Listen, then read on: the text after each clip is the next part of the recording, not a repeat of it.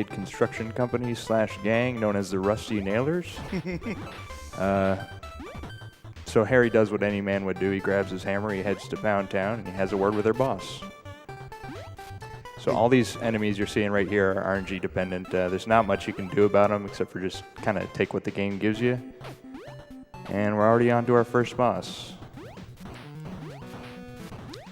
You'd be pretty surprised how optimized this game is. I mean, run attempts are oftentimes under a second of world record. You would be surprised based on that first boss there, but yes, it is pretty optimized, about 1 second from our sum of best. So here we meet Harry's unnamed companion, who gets herself into trouble all the time. Notice I did a quick double pause there at the beginning that starts the clock 2 seconds earlier than it normally would, saving about 6 seconds in the entire run. On top of that, it's actually faster to not do these bonus stages. As a result, it looks kind of boring, but we can kind of get around that by accidentally hitting our friend here. So we will be accidentally hitting her quite a bit.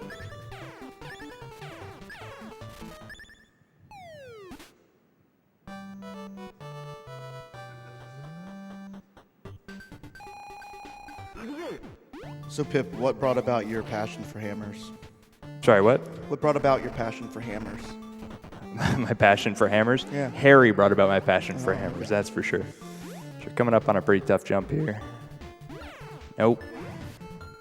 That is the bane of my existence. That jump right there.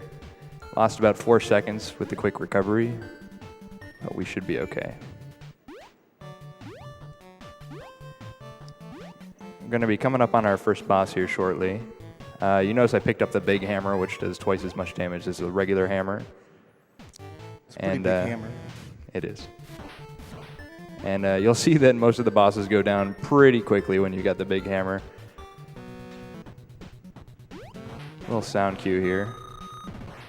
But basically, if you don't... Sorry. If you don't kill the bosses in time, their RNG gets set into place and things can get a bit hairy. Huh. Hammerin Harry? No. Another quick pause. We do have some time for donations while I take care of these moles.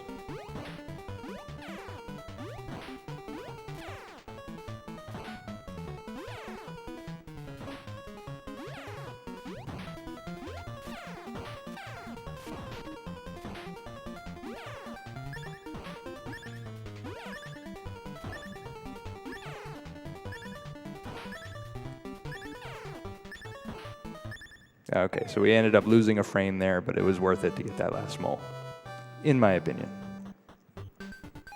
Moving on to the USS Run Killer. Okay, we got absolutely no spawns, so we are in the clear. You can get anywhere from 0 to 3 spawns there, and there's nothing you can do about it. It will end your run because it wants to. Shout out to George Washington for this strat.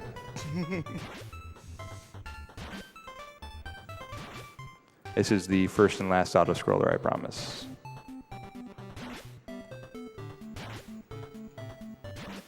Pip, is it true that this game is so optimized that you did beat the task in this game?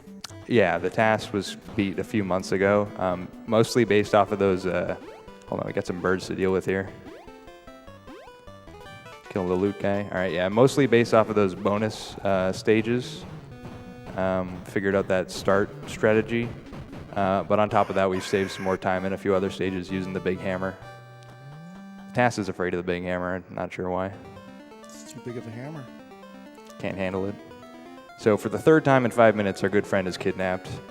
It's kind of hard to feel sorry for her at this point. Quick pause. Try and have some fun. We do have some more time for donations. Sure thing. We have $25 from Maddie52. Way to go, Pip. This is your dungeon master here. All your hard work practicing with the hammer has paid off. Your cleric's hammer is now a +1 forge breaker. Thank you, whoever that was. Having a hard time hearing donations.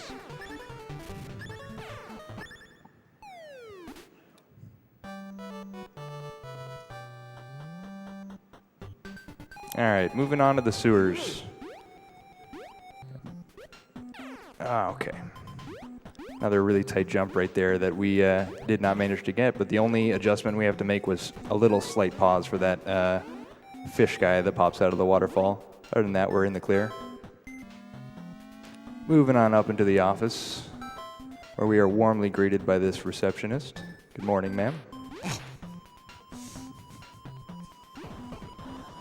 Now, spiked balls have absolutely no place in the work environment, so we're just going to skip all that.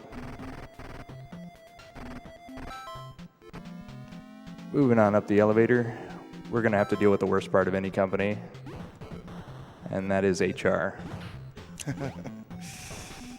So depending on the spawns you get here, you can get anywhere from 11 to 15 of these guys, and that can save you 2 seconds on your entire run. There's, again, not much you can do about it. In fact, there's nothing you can do about it. On to the final floor, we'll wave to the secretary and into the office of the final boss, only for him to go out to lunch. Typical boss.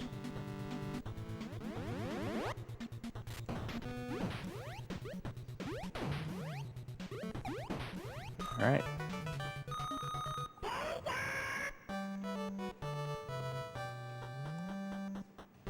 Now we're finally on to the final stage here. The boss's gaudy mansion. The questionable choice of wallpaper.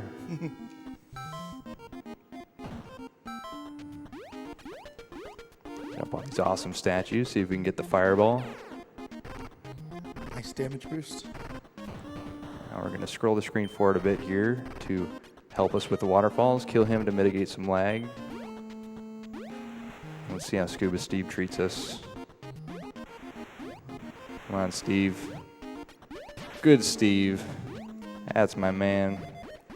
All right, coming up on the final boss, so get ready on time.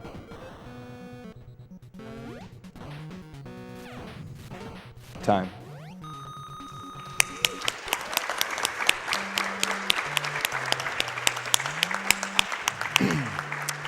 So yeah, Harry kills the final boss. He goes, "Oh, how woe is me."